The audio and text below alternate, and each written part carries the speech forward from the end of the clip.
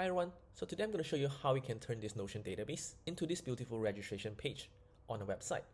So this idea actually came from my clients, where she hosts all of the training materials on a website. So what she told me is that she has to kind of manually update to kind of key in the text and then upload the PDFs and then have a registration link.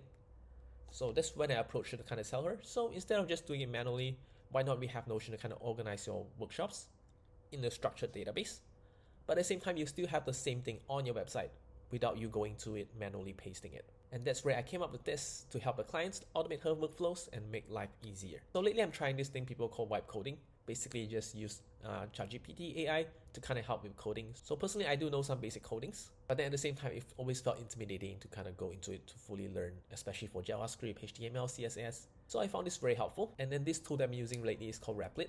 So basically it's a online platform, IDE they call it, to help you kind of write code inside and then instantly helps you to publish the apps.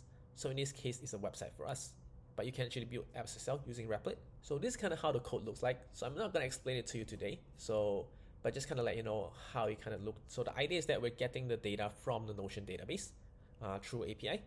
And then every time people log onto the website, right, they can see the latest information.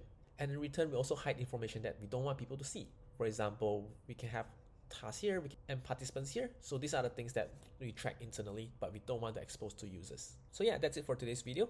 So I'm trying to build more solutions using Notion API.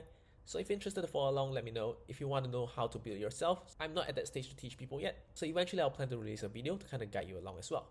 Thank you for watching.